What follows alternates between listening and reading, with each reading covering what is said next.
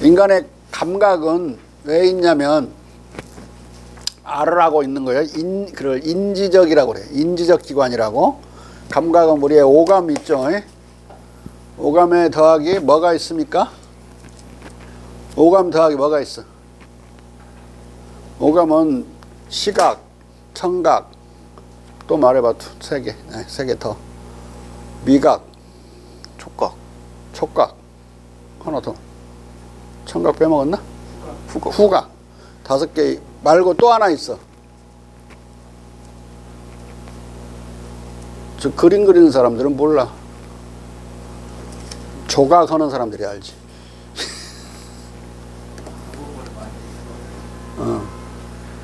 형태 뭐가 있어? 대단히 중요한 감각이야.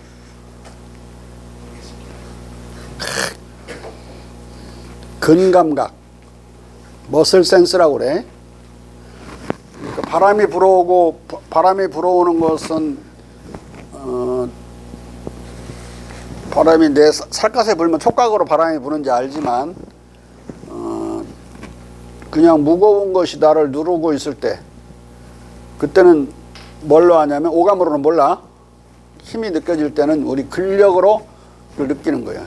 그러니까 5가지 감각만 가지고 인식을 하는 학자들이나 철학자들은 잘못하면 앞에 있는 사물이 있는 사실을 속을 수도 있다고 생각해요. 왜냐하면 눈만 감아도 안 보이니까 저게 진짜 있는 거야? 아니면 지금 보고 있는데 뒤돌아서면 안 보이잖아요. 그리고 집에 한번 갔다 온 뒤에도 계속 있으면 1시간 뒤에 왔어. 근데 그 사람이 거기 있던 사람이 거의 50분 동안 사라졌어. 처음 그 사람 갈 때까지 있고 돌아올 때쯤 또 가서 앉아 있으면 이 사람은 계속 있었던 걸로 착각을 할 거란 말이야. 그러니까 그런 식의 인식처럼 만약에 추정적으로 생각하면 50분 동안 없었잖아. 없는 걸 있는 걸로 아는 만큼 또 있는 걸 없는 걸로 알 수도 있어요. 내 감각이 나를 속이고 있다고 생각하면 그런 경우 많죠. 감각이야. 착각들이 많으니까. 눈만 이렇게 눌러봐도 사물이 2개로 보인다고 이제 휴미 그러는데 하나가 아니라 둘인데 그렇게 생각하면 앞에 있던 것이 내가 돌아 있는 동안에 있으라는 아무런 보장이 없죠. 없을 수 있는 것이라서 내 앞에 있는 사물의 존재에 대해서 확신을 못해요. 5가지 감각만 가지고는. 특히 앞에 있는 불 같은 게 뜨거운 불이 있거나 그럴 때는 또는 거기서 바람이 막 나오는 경우에는 오감만 가지고 알 수가 없다. 막 그 뜨거운 열기를 받는 그런 사람의 경우에는 그 사물의 존재를 의심치 않고 그 사물의 무게를 느끼면서 짊어진 사람은 의심치 않을 거지만 오감만 가지고 오는 사람은 의심하게 된다. 그래서 철학자들은 이 세계의 존재 자체를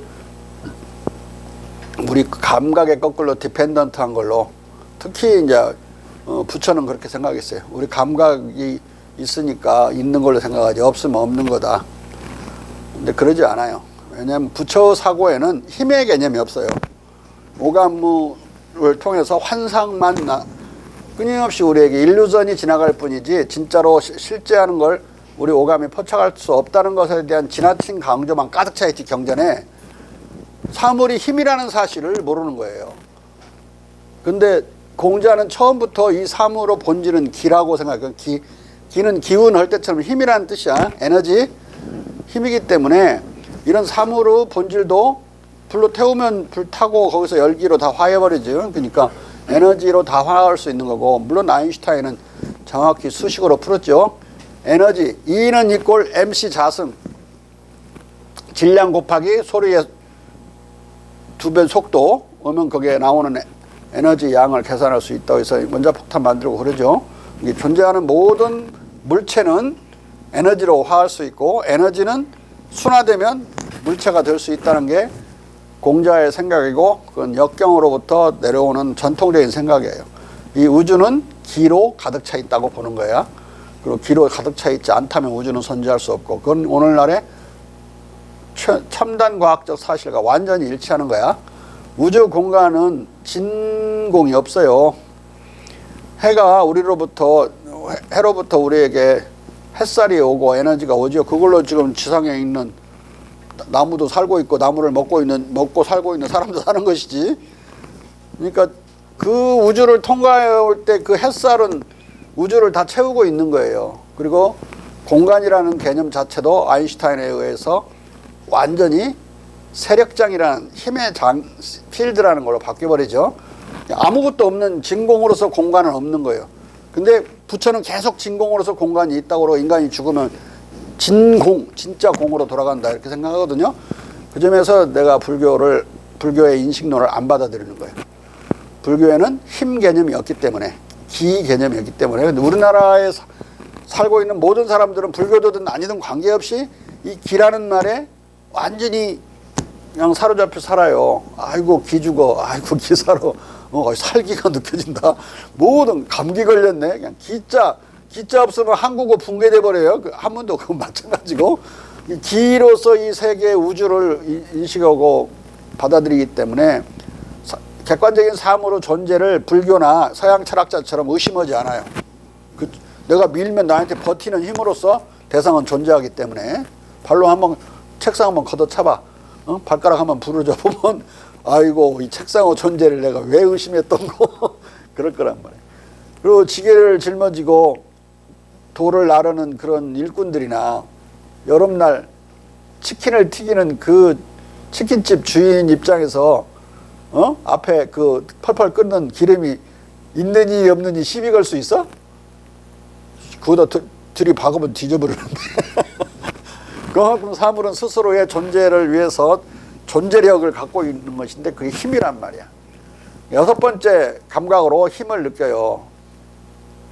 자, 그런데 이 여섯 가지 감각으로도 단순 감각인데 이런 건 단순 감각으로는 포착되지 않는, 알 수 없는 것이 있다. 뭘까요? 지난 시간에 가르쳐도 가르쳐봤자 소용도 없어. 뭐야? 인간의 감정이다. 인간의 감정은 다섯 가지, 여섯 가지 감각을 백날 불봐도 알 수가 없는 거예요. 응? 우리가 감각이 우리 남의 감정을 이해하는 데 도움을 주는 것은 그 사람이 어떤 표정을 짓고 있는가 하는 것에 대한 정보만 주지, 그 표정이 무슨 감정을 느끼는가는 우리의 다른 감각으로 알게 되는데 그건 교감과 공감이에요. 교감과 공감으로 상대방의 감정, 즉 마음을 느끼는 거다. 인지한다. 지각하는 거예요.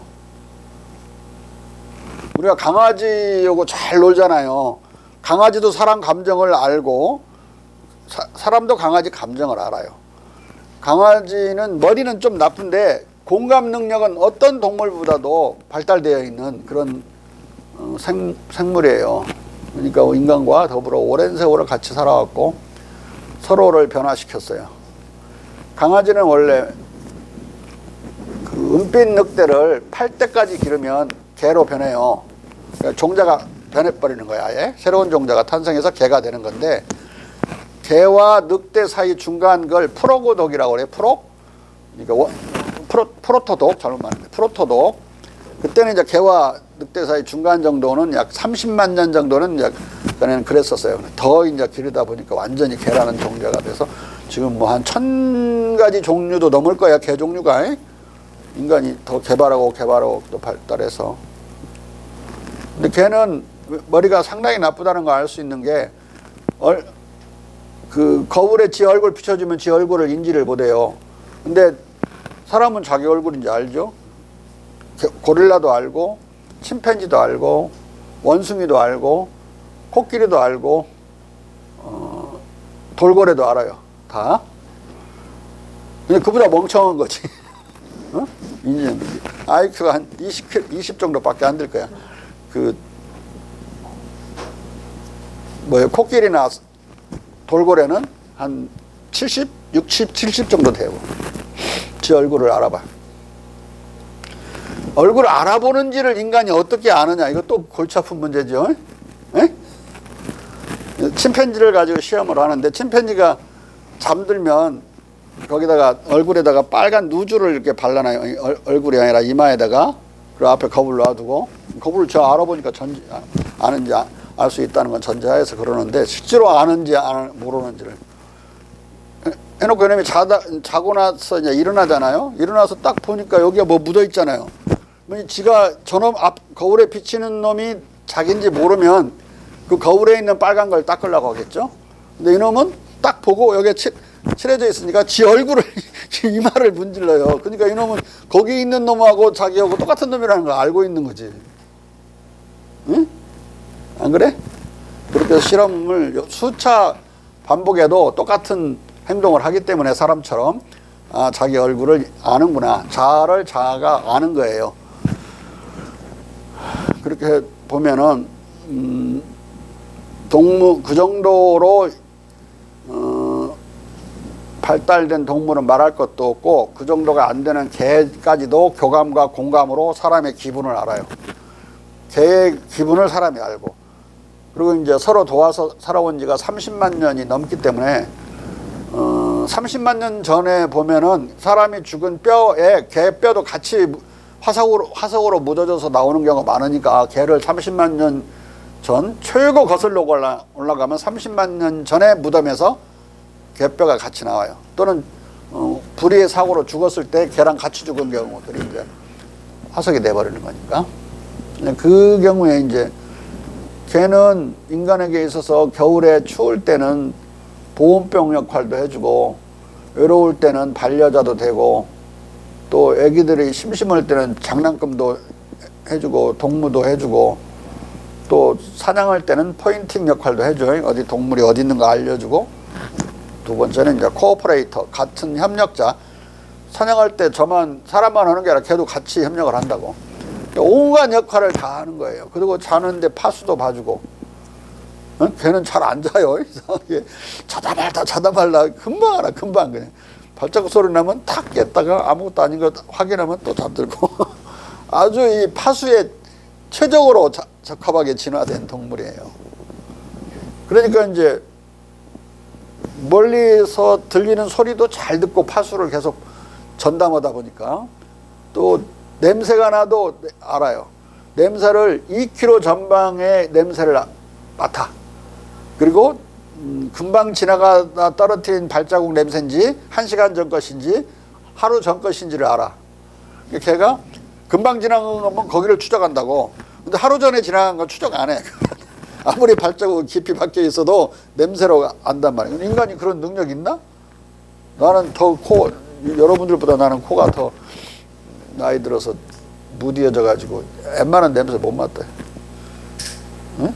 아마 저 친구하고 나하고 같이 있으면 싸울 거야. 나는 못 맡으니까 막 냄새 난다고 그러고 막. 저렇게 예민해도 개보다는 턱도 없어요. 개하고 비교가 안 돼요. 다른 말로 인간의 후각은 1m 안에 것도 거의 지각하지 못할 만큼 후퇴해버린 거예요. 왜? 개에 의존해서 살아왔기 때문에. 그리고 청각도 엄청나게 후퇴한 거예요. 그 대신 이제 개는 시각이 엄청 후퇴했어요. 사람이 멀리 보는 것은 사람이 주로 해가지고 시각이 후퇴해서 이게 강아지는 잘 못 봐. 그러니까 뭘 해야 되냐면 강아지는 냄새로 알지 멀리 있는 걸 잘 구분을 못해요. 조금만 떨어지면.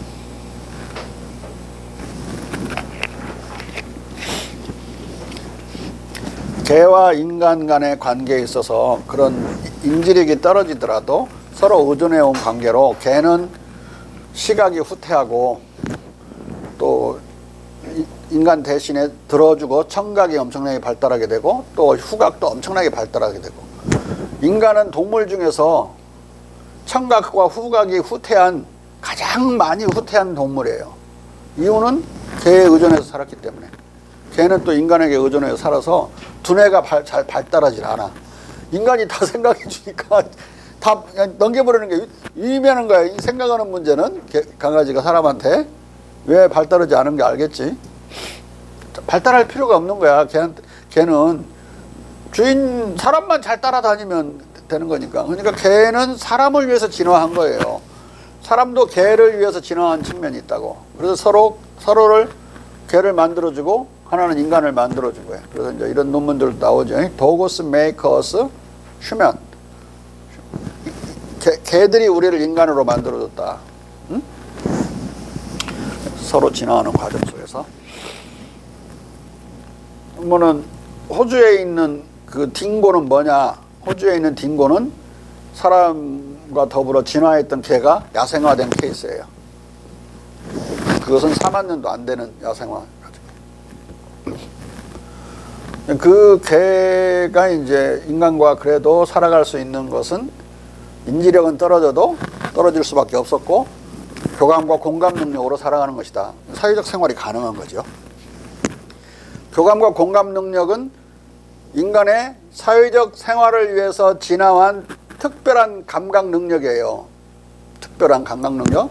입장 바꿔 생각할 필요가 없다고. 입장을 안 바꾸고 나의 입장에서도 나의 상대방의 감정을 내가 인지하는 거예요. 아, 슬퍼하는구나, 화났구나, 대단히 기분 좋아하는데, 즐거워하는데, 이걸 알고 거기에 맞춰서 움직인다. 맞춰서 행동할 수 있는 사회적 행동이 가능한 거죠. 사회적 생활을 한다는 이야기는 반대로 교감과 공감 능력이 대단히 발달되어 있는 동물이라는 걸 뜻하는 거예요. 근데 이게 교감과 공감 능력으로만 할 때 정확하게 전달이 안 되는 경우를 위해서 언어들이 발달하고 개가 소리를 내서 서로 의사소통을 하는 경우는 한 30개 정도의 음소로 서로 소통을 해요. 까마귀는 더 많지만 개는 뭐 그럴 필요가 없으니까. 꼬랑지를도 하고 몸으로 많이 표현하죠, 개가. 이 음성으로는 많이 하질 않아도 되니까. 사람은 이제 언어가 그런 공감의 최고 정점에서 요구되는 정확성을 위해서 언어가 발달한 거예요. 언어는 어떤 때만 유용하냐? 공감 후 연장선상에 있을 때만 언어는 유용한 기능을 하는 거예요. 안 그러면은 공감과 어긋난 말을 계속 쓴다 사람이 거짓말하는 거예요. 그건 사기꾼들은 절대 뭐 포커페이스하고 저는 지금 상대방에서 좀 말하자면 기분 나쁜데도 기분 좋은 것처럼 하고 막 그러면 아부하는 놈이죠. 교원 영색에는 인자가 없다고 그랬는데 자기 감정에 충실한 언어가 아닌 또 상대방의 감정에 맞춘 언어가 아닌 소통이 불가능한 그런 언어를 쓰는 경우는 거짓말쟁이의 언어다. 이 언어와 공감이 서로 상충되는 기능을 하는 게 아니라 공감이 가장 극도로 발달해서 또 어떤 정확성을 요구할 때 극도 정확성을 요구할 때 언어를 필요로 한 것이란 말이에요. 언어는 공감에 충실하게 그 기능을 공감에 결함된 기능을 채워주는 식으로 해줘야 되는데 안 그러고 그 역할로부터 언어가 삐끗하게 벗어나는 순간 거짓말과 기만의 용어가 돼버리고 마는 거예요.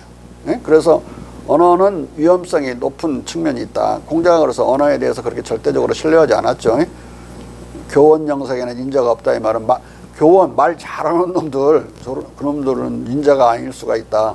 영색 남 앞에서 생글생글 웃고 아부 어린 그런 얼굴을 하는 자들도 아부쟁이는 인자가 아닐 수 있다 이런 뜻이에요.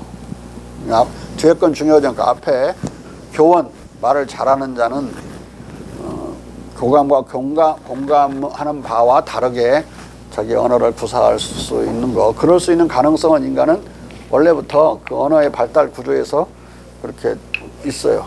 인간의 언어는 대뇌에서 언어를 말하고 언어 중추는 대뇌지요. 대뇌 중에 좌뇌죠. 공감 능력은 인간의 대뇌 중에 우뇌예요. 우뇌. 우뇌에서 느낀 것이 좌뇌로 잘 전달돼서 언어로 표현돼야 되는데 그 느낀 것이 전달되는 그 교량, 그 다리를 뇌량이라고 그래요. 브레인 브릿지. 이건 7살까지는 뇌량이 분리돼 있어요. 7살 이후에 붙는다고 이게. 그래서 연결돼서 이쪽의 감정이 언어로 정확히 충실하게 표현되는 거예요. 시인들은 오른쪽에서 느낀 감정, 공감된 내용을 감정을 잘 언어로 표현하는 사람이에요. 그러지 않은 시인과 거짓말쟁이는 정확히 정반대야. 느낀 걸 표현 않거나 반대로 표현하는 놈들이니까. 근데 언어로 느낀 걸 다 표현한다는 게 쉽지 않으니까 아무나 못하니까 시인만의 이제 특별한 기능으로 천재성을 언어의 천재들만이 할 수 있죠. 거꾸로 언어를 듣고서 그 언어 속에 들어있는 공감된 감정을 우리가 알 때 그 시를 읽는 거야. 그런 경우에는 시를 읽는 거다. 사실을 전달하는 건 아까 오감의 사실을 언어는 전달할 수 있죠. 감정을 전달할 수도 있고 두 가지 다 할 수 있는데 이 언어는 그러면은 뇌량은 분리되어 있었죠. 원래 연결되어 있지 않았고 어린이들 7살까지는 아무 말이나 막 해요. 이 언어 배우니까 재밌자는 게 아무 말이나 막 해보고 아버지한테 욕도 배우고 엄마한테 욕도 배우고 그러다 뒤지게 혼나고 막 그러면서 주둥아리가 잘못했다고 막 그러고 그래. 입을 때리고 그래. 키우다 보면 이 뇌량이 분리되어 있을 때는 언어는 언어대로 발달하고 공감은 공감 능력으로 발달하고 연결이 안 되는 거야. 응? 이상하게 생각하지만 나중에 애기 나가고 키워봐. 그러면 다 경험을 한다고. 어? 근데 이제 간질병에 걸리게 되면 이게 이제 블리츠로 번개처럼 전체 뇌는 전부 이제 전기로 되어 있는데 전기로 주고받는 건데 전기가 확 덮쳐가지고 뇌가 정지돼 버리는 거예요. 쓰러져 버리는데 그걸 지금까지도 치유할 수 있는 기술이 없어요. 의술이 없다고. 딱 하나 지금 나와 있는 건 프랑스 의사가 발명한 건데 뇌량을 끊어버리는 거야. 그러면 오른쪽에서 완전히 전기로 마비됐죠. 그러면 왼쪽은 살아있고 왼쪽이 마비됐으면 오른쪽이 살아있으니까 정신을 잃지는 않아요. 그리고 또 다시 되는 걸 막을 수 있어. 근데 이제 7살 이전의 어린이처럼 살 가능성이 생기는 거죠. 그걸로 그 사람 노벨상 탔어요. 노벨 의학상. 지금까지 하여간 유일한 간질병 치료 방법이야. 그게 뇌량을 끊어버리는 거. 자, 여기까지 이제 뇌과학까지 갔는데 내가 무슨 말을 하려고 그러느냐. 도덕감각이라는 걸 앞에서 배웠죠. 도덕감각은 늘 공감감각이라고 그랬어요. 공감적인 감각이야. 그러지 않고는 도덕감각은 있을 수 없는 거예요. 그런데 미감은 도덕감각과 달리 미추를 지각하는 미감은 단순 미감이 있고 공감 미감이 있어요. 구분될 수 있다고. 단순한 도덕감각은 없어요. 모조리 남의 감정을 알아서 내가 거기에 맞춰서 움직이는 것이 전제되기 때문에 공감적일 수밖에 없는 거라면 미감은 그렇지 않다. 이유는 객관적으로 균형과 조화, 대칭이 이루어지면 아름답게 느끼게 돼 있어. 인간은 미감이. 미감은 뭐냐면 그는 균형과 대칭과 조화를 느끼는 감각이에요. 딱 보고 그냥 한 번에 알 수 있는. 그걸 막 잣대로 재보고 길이가 같은가 이럴 필요 없이 딱 보고 이쁘네 아름답네 그러면은 그게 균형이 맞거나 그런 거예요. 얼굴도 어떤 여자가 잘생겼다 미인이다 그건 한 번에 미감으로 아는 거예요. 그런데 한번 지난 시간에 내가 말했듯이 자연미는 공감이 필요가 없어요. 그냥 객관적으로 그렇게 균형과 조화가 맞으면 아름답게 느끼는 거라고 인간이. 단순 미감으로 자연미는 포착이 되는 거라고. 거기서 더 나가면 이제 종교적으로 이제 헛소리 하게 되죠. 조물주께서 만들어 주셔가지고 조물주고 나오고 교감을 하는 것처럼 미감 보면 이제 그건 또라이고 그 사람한테 맡겨놓고 우리는 다른 얘기를 하려고 그러는데 우리 희주가 아름다운 그림을 그렸어요.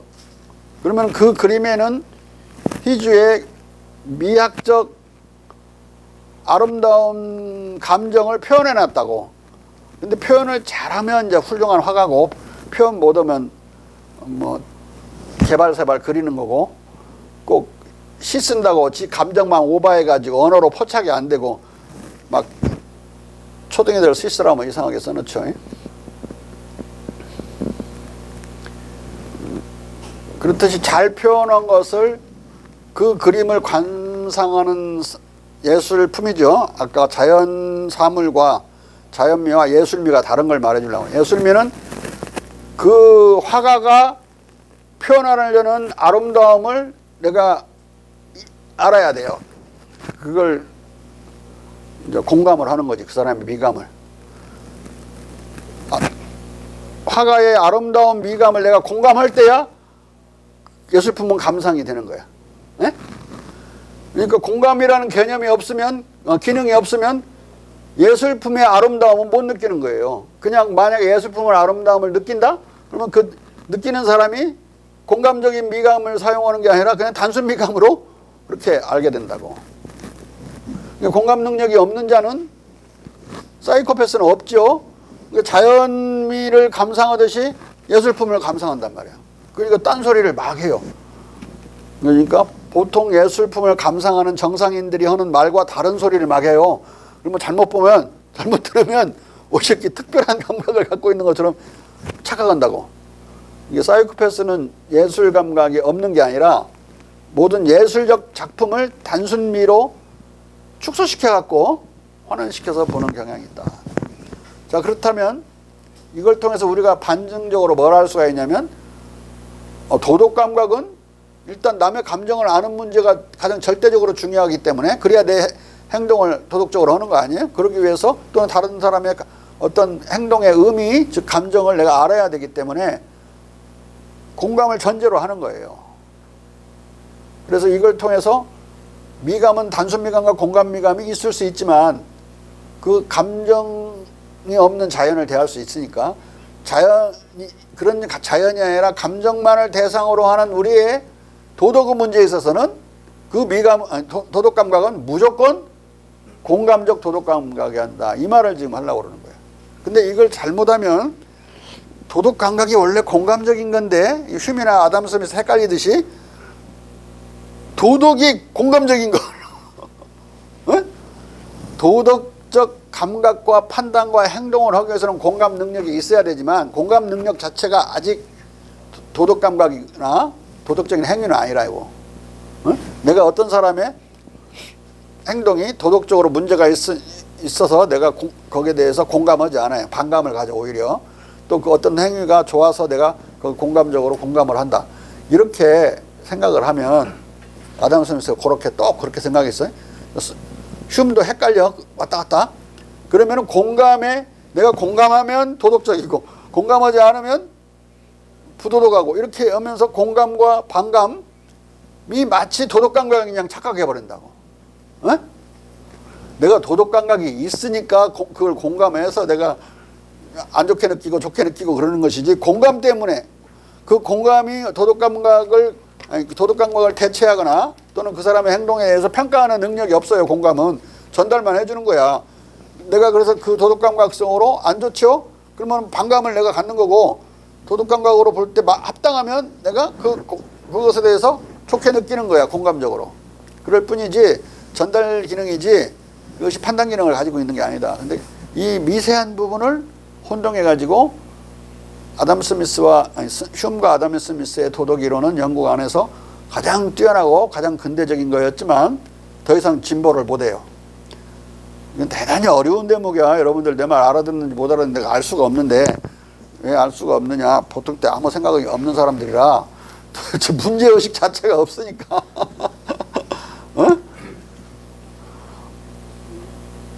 문제를 가르쳐주고 답도 가르쳐주니까 어려운 문제예요. 자, 가면 이제 휴미나 스미스가 어디서 헷갈리는지. 아담 스미스는 9%만 쓴 게 아니라 도덕 감정론을 쓴 사람이야, 동시에. 그리고 그것까지 발달하는 걸로 해서 서양의 도덕 철학은 끝나버려요. 더 이상 발달을 못해. 그걸 대단히 발달한 이론인데, 그게 문제가 있는 것을 교정을 한 놈을 내가 못 봤어. 칸트로 다 넘어가 버려, 이제 그 다음에. 근데 칸트의 두 가지 도덕 법칙이라고 하는 거 내가 자세히 설명해 주지 쉽게. 그게 도덕 법칙이 아니야. 그 인터리스트 캘큘레이션이지. 이익 따지는 거지, 그게. 쪼다라고 그랬지, 내가 그랬어요. 도덕론적인 쪼다. 근데 그 사람도 쪼다지만 그것에 속아갖고 칸트 도덕 철학을 한다는 놈들은 더 쪼다야. 쓰는 놈은 틀릴 수 있지만은 쓰기라도 했지. 그래도 쓰지도 않고 틀리기만 하고 계속 헛소리를 이렇게 따라서 하고.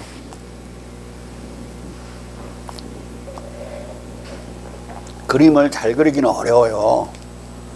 그렇지만은 그림 그릴 줄 모르는 사람도 그림이 좋은지 나쁜지 아는 건 쉬운 일이에요. 칸트가 도덕체를 개떡처럼 써놓을 수 있어요. 근데 그걸 읽는 사람이 이거 말도 아니라고 평가하는 건 쉬운 일이에요. 칸트에 대한 쓸데없는 존경심 때문에 그걸 계속 좋게 보는 거예요. 내가 가장 싫어하는 그 그림이 피카소 그림 같은 거예요. 초등이들도 잘 그려, 그 정도는. 어? 그런 그림을 왜 그리는 거야? 아무도 감상할 수 없는 그림을. 그리고 막 돈 주고 무지하게 막 비싸게 사요. 국제적인 마피아보다 더 심한 기만인데. 피카소가, 어린이가 그린 걸 내놓고 피카소가 그랬다고도 분간을 못 해버려요. 이게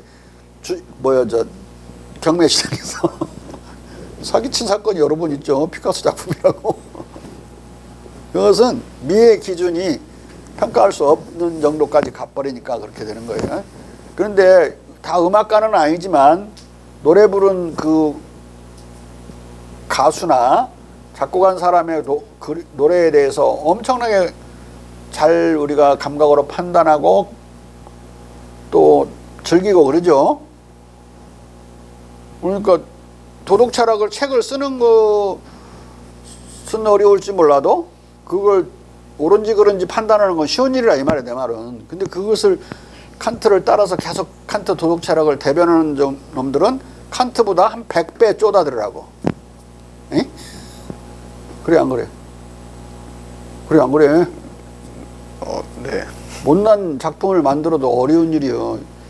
휴즈가 못난 작품을 만드는지 잘난 작품을 만드는지 모르겠지만 힘들지. 근데 잘 그렸는지 못 그렸는지 금방 안다고. 왜냐하면 어차피 전문가들에게 그림을 파는 게 아니에요. 전문가들에게 조각을 파는 게 아니라고. 대중한테 파는, 돈 많은 대중한테 팔든지 그런 거 아니야? 그럼 대중은 눈에 들어야 되는 작품인데, 노래도 그렇고. 응? 자, 여기서 지금 도덕감각과 혼미와 희석을 이해하려면 이 공감과 도덕감각은 불가분적인 관계에 있지만 두 개는 다른 것이다. 그걸 알고 전제로 하고 읽어야 되니까 그런 거야. 자, 읽어봐. 1030페이지 공감 개념에 의한 도덕감각의 혼미와 희석. 공감 개념에 의한 도덕감각의 혼미와 희석. 나아가 휴문 어떤 곳에서 도덕평가가 도덕감각에서 나온다고 말하지만 다른 곳에서는 도덕적 평가가 마치 공감으로부터 생겨나는 것처럼 논하기도 한다. 우선 그는 도덕적 평가가 공감에서 생겨나는 것이 아니라 도덕감각에서 나온다는 것을 확실히 못 박는다. 이건 한편으로 그러고 또 다른 편은 딴소리하고 이게 왔다 갔다 혼미한 거야. 어떤 자질이나 성품이 인류의 복리에 대한 기여 경향이 있다면 우리는 그것에 기뻐하고 동조한다. 이 자질이나 성품이 쾌감의 생생한 관념을 현시하는 것이다. 이 때문에 이 관념은 공감에 의해 우리를 감동시키고 이 관념 자체가 쾌감의 일종이다. 그러나 이 공감이 아주 가변적인 만큼 우리의 도덕 감정이 동일한 변동을 다 허용해야 한다고 생각될 수 있다. 우리는 우리와 멀리 떨어진 사람들보다 우리와 근접한 사람들과 더 많이 공감하고 낯선 사람들보다 우리의 친지들과 외국인들보다 우리나라 사람들과 더 많이 공감한다. 자, 여기서 주의해야 되는 게 이 공감만 가지고 작업을 하게 되면 이 사람이 한 말이 맞아요. 100% 맞는 말이야. 근데 우리가 누구의 도덕적인 행위를 옆에 있는 사람의 도덕적인 행위, 중국에 있는 고비 사막에서 하는 행위 두 개가 똑같이 부도덕한 행위인 경우에 두 개를 우리가 도덕감각으로 나쁘다고 평가를 해요. 근데 가까이 있는 사람의 경우에는 더 생생하게 내가 느낀다고. 공감하든지 반감을 갖든지 그래요. 고비 상황에서 무슨 나쁜 짓을 하거나 이런 사람들에 대해서는 그렇게까지 공감하거나 그렇게까지 반감을 갖지 않아요. 가깝지 않으니까. 그런데 뭘 통해서 하나? 일단 교감이라는 개념을 통해서 그 사람도 잘못하고 있다는 것을 내 도덕감각에 의해서 판단하게 만들 수 있는 전달을 받는 거야. 교감을 통해서. 그 사람이 어떤 감정으로 그 행위를 하는지를 내가 교감을 통해 전달받는 거라고. 공감에 많이 의존하기보다 멀어지면 주로 교감에만 의존한 거다. 교감과 공감을 내가 구분해 줬던가? 네, 조금에 말씀하셨습니다. 조금만? 아니, 그 이전에. 네네. 자, 교감은 상대방의 감정이 슬픈지 즐거운지 괴로운지 아픈지 그걸 아는 기능이에요. 그렇지만 거기에 동조하거나 그걸 재생산하지 않아요. 공감은 그게 아니야. 공감은 그 사람이 아프면 가슴 아파하면 나도 똑같이 가슴 아파하는 거라고. 교감을 넘어서 같은 감정을 재생산한단 말이에요. 내 안에서. 그래서 내가 그랬죠. 너무 바쁠 때 지나가는데 교통사고가 나고 누가 쓰러져 있으면 그냥 교감만 하고 지나가는 경우가 많다고. 저 사람 아프겠구나 하고 가지. 같이 가슴 아파해갖고 차를 운전하다 내려갖고는 짊어지고 갖고 그러지 않고 딴 사람이 도와주겠죠. 이제 하는 경우가 있는데 그렇게 교감으로만 그 감정을 인지하는 경우가 거의 절대적으로 압도적으로 많아요. 공감까지 하는 경우는 너무 괴로우니까 특별한 경우 외에는 잘 안 하려고 그런다고. 응? 아프리카 어린이들 뭐 도와주세요. 어쩌고 여러분들 자꾸 내 채널 돌린다고 그랬잖아요. 매번 보고 똑같이 어려움을 내가 같이 재생산해서 느껴야 되면 나도 괴롭잖아 같이. 그러니까 그 부도덕한 고비사막 근처에서 얼짱대는 놈에 대해서 분노를 그렇게 표현하지 않아요. 저 새끼 그냥 나쁜 놈이구나 하고 마는데 옆에서 그러면 이제 이 새끼 그냥 교정을 하려고 들죠. 아니면 경찰에도 신고하든지. 저희가 응징 못하면 경찰을 통해서 응징이라도 하려고 그런다 이 말이에요. 부도덕한 행위에 대해서는 심하면. 그러니까 공감과 교감을 구분해 줘야 되는데 지금 이 양반은 공감 구분 없어요. 교감 개념이 없어. 그냥 공감이 다 교감이냐. 그것도 큰 문제가 심퍼시라는 단어를 쓰고 있기 때문에 심퍼시는 동정심하고 같은 또 뜻을 갖고 있어요. 그러니까 또 동정심하고도 막 헷갈려. 그런데 교감이라는 영어는 엠퍼시라고 1980년대 이후에야 생겨난 말이에요. 교감이라는 말이 없었어요. 공감이란 말을 대신하는 심파시란 말만 있었다고. 공감은 엠퍼시로 쓰고 그 교감이라는 말은 이제 독일 말로는 나하필렌, 독일 말로는 공감은 미필렌이야. 근데 교감은 나하필렌이야. 영어로는 feeling with라고 번역을 하냐, feeling accordingly라고 해야 되나. 대리감각이라는 걸로 표현하는 건데 독일 말하고 우리 말은 잘 맞아요. 나하필레는 교감이라고 번역하면 되고 밑필레는 공감이라고 번역하면 딱 되는 거야. 네? 근데 영어는 어려워. 번역이 잘 안 돼. 응? 교감과 공감을 분리하지 않으면 사이코패스가 어떻게 다른 사람은 고통을 아는지를, 남의 고통을 보고 즐기는 놈들이 사이코패스거든. 뭐 남의 고통을 보고 즐기려면 적어도 고통스러운지는 알아야 될 게 아니야. 인지는 하는 거예요. 근데 절대 그 고통을 같이 느끼지 않아요. 즉 공감하지 않는다. 구분할 수 있겠죠.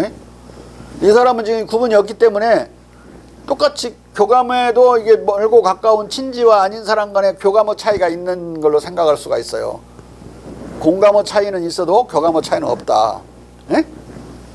인간이 근데 아주 놀랍도록 잘 발달되어 있는 우리 감각인 게 감각 능력인 게 교감까지만 할 것인지 공감까지 할 것인지를 조절할 수 있어요. 인간이 스스로. 에? 물론 뭐 한없이 조절할 수 있는 건 아니지만은 막 갔다가 또 불쌍한 거 들이대면 할 수 없이 교감만 하려다가 공감해서 돈 주는 경우도 생기잖아요. 마찬가지야. 인간이 숨도 참을 수 있어요. 막 옆에 똥냄새 엄청나게 날 때는 숨 딱 안 쉬고 막 10발자국 빨리 뛰어갈 수 있잖아요. 근데 얼마만큼 참을 수 있어? 한 2분? 3분 정도 참지 그 이상은 못 참죠. 마찬가지로 교감도 너무 세지면 견딜 수 없으면 공감으로 바뀔 수 있다. 그런 경우는 공감으로 처리해야 되는 일이로구나 라고 느끼고 공감으로 처리하는 거야. 너무 세게 반복적으로 그런 감정을 느끼도록 압박이 들어오면. 자, 읽어봐. 우리의 공감에 이러한 변동에도 불구하고 우리는 중국에서 동일한 도덕적 교감은 이런 변동이 없기 때문에 도덕 판단을 하는 데 있어서 아무런 지장을 받질 않아요. 공감은 받겠죠. 이 공감 개념 하나로만 작업하게 되면 여기서부터 문제가 생길 수가 있어, 이 사람은. 자, 도덕적 자질을 영국에서와 동일하게 가하다고 느낀다. 이 자질들은 명민한 관찰자의 평가에 똑같이 덕스럽게 나타나고 똑같이 마음에 든다. 공감은 우리의 평가에 변동 없이 변동한다. 그러므로 우리의 평가는 공감에서 생기지 않는다. 이러한 반박에 대해 공감에서 생기지 않는다. 분명히 명확하게 말했죠. 여기서는 우리가 다른 감각, 도덕 감각으로 판단한 거다. 이렇게 지금 말을 하고 있어요. 자. 이러한 반박에 대해 나는 다음과 같이 답한다. 도덕적 자질을 가하다고 느끼는 것은 이성으로부터 또는 관념들의 비교로부터 유래하는 것이 아니라 전적으로 도덕적 미감으로부터 그리고 특별한 자질이나 성품의 관조와 주시에 따라 일어나는 일정한 쾌, 불쾌 감정으로 생겨나는 것이 지극히 확실하다. 자, 쾌, 불쾌 감정은 12감정이야. 맹자로 하면 여기 도덕적 미감은 도덕 감각을 미감이라고 지금 잘못 표현하고 있어요. 혼동하고 있는 거야. 이 시대까지도 많이 미감과 도덕 감각을 혼동해요. 물론 알고도 섞어 쓰는 경우도 있어요. 이 사람들도. 그리고 공자님도 그런 경우 있죠. 에? 선미하다고 그래요. 착한 사람을 아름다움을 미쳐 써갖고. 또 미악이라고 할 때도 있어요. 선악이라고 해야 될 때다가 선 자리에 악이라고 표현할 때도 있어요. 근데 알고 그건 그렇게 표현하는 거고 혼동한 경우는 없어요. 두 개는 다르다는 거 알지만 인간의 행위를 아주 우리가 많이 좋은 도덕적인 행위들에 대한 이야기를 미담이라고 그러잖아요. 아름다운 미자를 써갖고 그러듯이 좀 더 멋있게 표현하려고 그렇게 하는 경우는 있는데 혼동은 한 적 없다. 공명이 혼동해. 이 사람들은 아름다움과 선함을 혼동해요. 자, 여기서는 도덕 감각이 도덕적 미감으로 표현되고 있다. 휴문 도덕적 평가의 원천을 둘로, 즉 도덕적 미감과 일정한 쾌, 불쾌 감정으로 제시하고 있다. 휴문 도덕적 미감으로 도덕 감각을 일정한 쾌, 불쾌 감정으로 12감정을 뜻하려고 한 것으로 보인다. 여기서 자신이 가정하는 반론 속에 우리의 평가가 공감에서 생기지 않는다는 명제에 대해 그가 부인하지 않는 것은 그가 이 반론 명제를 회피하고 있다는 강한 인상을 보여준다. 아무튼 그는 여기서 분명히 도덕적 자질을 가하다고 느끼는 것은 이성적으로부터 또는 관념의 비교로부터 유래하는 것이 아니라 전적으로 도덕적 미감으로부터 생겨난다는 명제를 천명하고 있다. 여기는 다른 의미가 하나 들어있는 게 합리적인 도덕론을 거부하고 있는 거예요. 이성에 입각한 합리적인 도덕론을 감각에 입각한 도덕론을 제시하고 있어. 감성적 도덕 감성론을 말하고 있다. 칸트의 나중에 생긴 뒤따라 나오는 칸트에 대한 가장 정확한 반박인과 동시에 어떤 또 의미도 있느냐. 당시 모든 스콜라 철학자들은 칸트처럼 생각하고 있었어요. 이성이 도덕 감각을 가져다 주는 걸로. 도덕이라는 것이나 도덕 감각이 너무나 거룩한 측면까지도 있기 때문에 이걸 이성의 일로 보고 감성같이 들어온 우리의 감각은 이런 거 감당 못한다. 이런 기독교적인 생각 속에서 있다 이 생각을 하고 있는 거예요. 자. 그러나 휴문 바로 자신의 이 도덕 감각 명제를 몰각하고 도덕 판단의 보편성과 객관적 불변성이 공감에서 유래하는 것으로 착각하는 오락가락 논변을 전개한다. 상록했듯이 휴메에 의하면 덕성과 악덕의 변별이 우리 자신이나 남들에게 특별한 자질이 야기하는 즉각적 쾌감이나 불쾌감으로부터 아무리 직접 유출되는 듯 할지라도 그 변별은 그렇게 종종 주장된 공감의 원리에서도 역시 상당히 의존한다는 것이다. 자, 이건 불가분적인 거기 때문에 도덕 감각과 공감은 상당히 거기에도 우리 관련되어 있는 거예요. 이건 면밀히 갈라줘야 되는 대목이라고. 자, 우리는 즉각적으로 기분 좋은 자질들을 소유하는 사람들에게 동조한다. 우리 자신이 결코 그 자질로부터 아무런 쾌감을 수확하지 않더라도 자기 자신에게 즉각적으로 기분 좋은 자질을 소유한 사람에게도 이 자질들이 어떤 중생에게도 도움이 되지 않을지라도 우리는 동조한다. 이것을 설명하기 위해 우리는 앞의 공감 원리들에 의존해야 한다는 것이다. 상술했듯이 도덕 감각은 단순한 경우와 공감적 경우를 둘 다 가진 쾌통 감각, 재미 감각, 미추 감각 등의 평가 감각과는 달리 언제나 교감적 공감적이다. 내가 앞에서 한 말, 도덕 감각은 늘 교감적 공감적이다. 이게 부가문적으로 연결되어 있는 거예요. 단순 도덕 감각은 없는 거예요. 휴문 도덕 감각이 이 필연적 공감 성격을 이해하는데 사고의 혼란을 겪으면서 도덕 감각에 의해 가한 것으로 평가된 긍정적 도덕 감정의 재생 실감 능력에 불과한 공감에다 도덕 감각 자체를 팔아버리는 듯한 다 팔아버리는 듯한 휴메의 이 논변은 바로 이어지는 설명에서 더욱 분명해진다. 휴메의 논변을 상론했듯이 우리는 이 모든 이익과 쾌감 한복판에서 다른 모든 경우라면 늘 우리를 아주 절실하게 건드는 우리 자신의 이익과 쾌감을 망각한다는 것이다. 이 대목을 이해하면 칸트 철학, 도덕 철학을 거의 전체를 이해하는데 어떻게 돼야 여러분들이 이해하냐면 천재가 돼야 이 대목을 이해할 수 있어요. 천재는 되는 거 가져간다는 거야. 잘 배우면 천재가 되는 거야. 못 배운 사람이 잘 배운 사람을 보면 천재로 느껴요. 여러분들 스마트폰 다 기능 모르지? 응? 근데 자기 딸내미나 아들이 자기 뭐 못해갖고 막 헤매고 있는데 탁 한 걸 때려가지고 탁 해주면 갑자기 천재로 보여. 너 천재다. 그러듯이 그런 천재성을 발휘해야만 이해할 수 있는 대목이라고. 자. 하지만 사람들은 자신들의 대상을 바라보고 이 대상이 그들 모두에게 동일한 것으로 나타나도록 야기할 수 있을 어떤 공통 관점을 선택하기에 저들의 감정과 판단에 동의할 수 있다.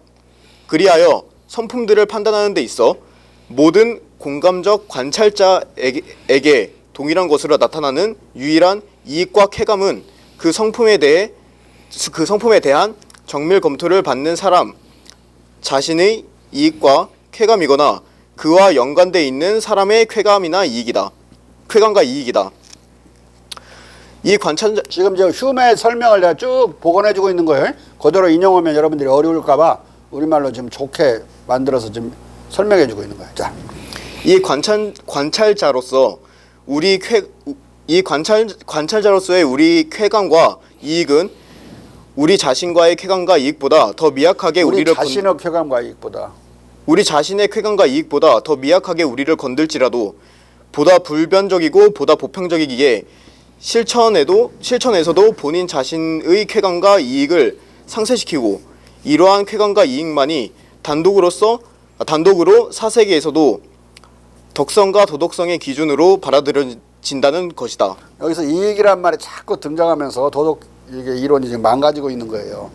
도덕은 이익과 관계없는 거야. 그러니까 뭐 그것이 나와 이익을 건드리니 안 건드리니 이런 말 할 것도 없는 거야 원래. 도덕은 도덕 감각이 판단하는 것이기 때문에 지금 아무튼 지 입장에서 열심히 지금 설명을 하려고 애를 쓰고 있어요. 자, 그 이익과 쾌감들만이 단독으로 도덕적 변별을 좌우하는 저 특별한 느낌이나 감정을 자아낸다. 이 설명에서 도덕적 판단력이 쾌감과 이익인지 공감적 관찰자의 공통 관점인지 불분명하다. 이렇게 이 책을 써가지고 글래스고 대학 교수가 되려고 그랬어요. 근데 거기는 허치슨의 영향을 많이 받고 허치슨을 공부한 사람인데 이제 이렇게 되니까 허치슨은 숍스베리를 직접적으로 계승한 도덕감각론자란 말이야. 도덕감각이 자꾸 희미해진단 말이야. 이 사람의 이론에서는 안 뽑아버려. 왜 죽을 때까지 자기를 왜 안 뽑았는지 몰라. 여러 가지 글을 읽어보면 왜 자기를 안 뽑았는가. 자기가 뭘 기분 나쁘게 했지. 그 생각을 해요. 아담 스미스는 직접 제자고 허치슨의 이 사람은 간접적인 제자고 아담 스미스와 휴먼 이제 거기 스코틀랜드 사람들이거든요. 12살 차이. 띠동갑인데 스코틀랜드는 그 영국의 전라도야. 웨일즈는 충청도고 그 잉글랜드는 경상도고 그렇게 비유하면 딱 맞아. 이 전라도 그 선후배 간에 친했지만 둘 다 허치슨에 의해서 X당해. 자. 그러나 타인의 이익과 쾌락에 대한 모든 관찰자의 공감이 불변적이고 보편적이라는 휴메의 논변은 이중적으로 그릇된 말이 될 수 있다. 첫째, 저 말은 공감이 비록 관찰자 자신의 주관적 감정 상태와 독립적이고 구분되어서 객관적일지라도 자율적이라는 것, 따라서 시비 판단에 따라 불쾌하거나 불가한 경우, 또는 증오하거나 질투하는 경우, 또는 관찰자가 바쁘거나 관찰자의 주체적 상태가 공경에 처한 경우에는 공감이 저지되거나 억제된다는 사실, 그리고 공감이 관찰자와 당사자 간의 친소, 원근 관계 및 관찰자의 공감적 감수성의 차이로 인해 차등이 있다는 사실을 몰각하고 있다. 이것은 공감에 대한 깊은 이해와 공감과 교감의 구분 의식이 없기 때문에 빚어진 것이다. 자, 이 비판은 지금 수준이 너무 높기 때문에 내가 앞에서 35분 동안 그 설명을 쭉 해준 거예요. 안 그러면 절대 이해할 수 없는 대목이야. 물론 타고날 때부터 천재인 사람은 이해하겠지만 이걸 완전히 이해하려면은 감정과 공감을 해석하기 위해서 그 해당되는 부분을 읽으면 알 수 있어. 아마 우리 저 서 박사는 다 알고 있을 거야. 최문영 교수는 아직 반반 이해할 거고 나머지는 지금 이해할 말똥하고 있고 집에 가서 다시 읽어봐. 강의 이 방송으로 나오면 또 유튜브 방송에서 또 들어보고. 자, 교감은 보기 싫어도 보이면 보아야 하는 시각처럼 심지어 사이코패스에게도 비자율적, 일반적으로 발동하는 반면 공감은 자율적, 자의적, 특징적으로 특정적으로 발동한다.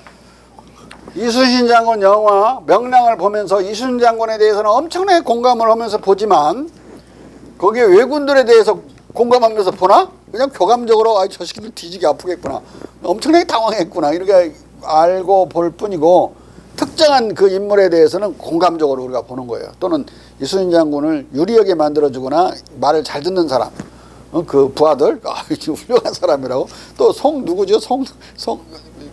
성희 누구지? 그 좌장, 막장, 그런 사람들은 좋게 생각하죠 우리가. 자, 둘째, 휴문 어떤 경위로든 일단 발생한 도덕적 감각의 내용의 불변성과 보편성이 관찰자의 공감에서 유래하는 것으로 착각하고 있다. 상술했듯이 도덕 행위나 성품에 대한 도덕 판단에서 인간은 교감적으로 지각된 이 행위나 성품의 교감적 지각이 도덕 감각에 의해 가한, 선한 또는 훌륭한 것으로 판단되는 경우에 공감하고 타인의 이 행위나 성품에 담긴 도덕 감정을 자기 안에서 재생하여 실감 동조하고, 불가한 것으로 판단되는 경우에는 공감이 아니라 반감과 거부감을 표한다. 이 반감과 거부감은 그 사람에 대한 응징하려는 것까지 사회적인 공감으로 확대돼서 응징하려고 들고 아주 절대적으로 필요한 부분은 법률로 만들어서 처벌해버린다. 네? 따라서 도덕적 공감과 반감, 동조와 거부의 가불가 감정은 근저에서 먼저 작동하는 도덕 감각의 종속 변수이다. 그러나 휴문 공감을 독립 변수로서 착각함으로써 도덕 감각을 마치 공감으로 대체해버리거나 공감의 종속 변수로 전락시키는 것과 같은 논변을 구사하고 있다. 공감으로 도덕 감각을 대체하려는 듯한 휴메의 이 입장은 그가 최종 입장을 정리하는 조심스러운 결론에서 좀 더 선명하게 드러난다. 자, 여기서 전개하고 있는 지금 휴메에 대한 아주 면밀한 이 비판을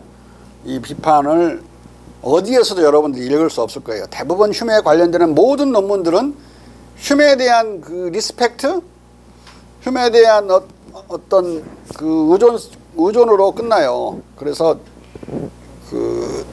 잘 읽어봐야 돼요, 여기서. 자, 덕성의 모든 애호자들과 실제에서 타락할지라도 사변 속에서는 우리 모두가 해당하는 이런 애호자들은 도덕적 변별이 우리 본성의 고결함과 능력의 바른 개념을 우리에게 주는 그토록 고귀한 원천으로부터 유래한다는 것을 알고 확실히 기뻐함이 틀림없다. 도덕 감각이 영혼에 내재하는 원리이고 만듦새의 구성 속으로 이입하는 가장 강력한 원리들 중 하나라는 것을 지각하는 것은 인간사에 대한 아주 적은 지식만 있으면 된다. 그러나 이 도덕 감각은 이 감각이 그 자체에 대해 성찰해 이 감각을 낳는 저 원리들을 승인하고 바로 이 감각의 발생과 기원에서 훌륭하고 좋은 것들만 발견할 때 확실히 새로운 힘을 얻음이 틀림없다. 이 도덕 감각을 인간 정신의 원천적 본능들로 환원시키는 사람들은 충분한 권위를 갖고 덕성의 원인을 방어할 수 있지만, 자, 여기서 도덕 감각을 인간 정신의 원천적 본능으로 환원시키는 사람들은 누구냐면 셰프스베리와 허치슨이야. 자기가 지금 마음에 들어가지고 교수가 되려고 하는 그 사람이죠. 허치슨은 여기 살짝 지금 까고 있어. 왜? 하지만 그럴 권리가 있지만 하고 지금 부정으로 끝나는 거야. 지금 뒤에 이제 딴소리 하려고. 자, 이 도덕 감각을 인간과의 확장적 공감에 의해 설명하는 사람들이 갖는 이점을 결한다. 휴치슨 당신의 이론은 결함이 있어. 나처럼 공감으로 생각해야 더 많이 설명할 수 있는 거야. 근데 허치슨이 그걸 동조하겠어? 쪼다 그러지. 후자의 이론적 체계에 의하면 덕성만이 아니라 덕성 감각, 도덕 감각도 승인되어야 하고, 이 덕성 감각만이 아니라 이 덕성 감각을 낳는 원리도 승인되어야 한다. 도덕 감각을 낳는 이게 본성이 아니라 도덕 감각은 본능이 아니라 공감이 낳는 거라고 지금 보는 거예요. 그 낳는 원리가 공감의 원리야. 이건 여기서는 이제 허치슨이 타협할 수가 없지. 쉽게 잘라버리지. 안 뽑은 거야. 그래서 어떤 쪽에서든 찬양받을 만하고 좋은 것만 현시된다. 우리 본성의 고결함과 능력의 바른 개념을 우리에게 주는 그토록 고귀한 원천은 도덕 감각을 가리키고, 도덕 감각을 인간 정신의 원천적 본능들로 환원시키는 사람들은 셰프츠웨이와 허치슨을 가리킨다. 그리고 도덕 감각을 인간들과의 확장적 공감에 의해 설명하는 사람들은 흉 자신을 가리킨다. 확장적으로 이해하는 게 아니라 나중에 이제 공감으로 대체하게 되면 아담 스미스가 돼버리는 거예요.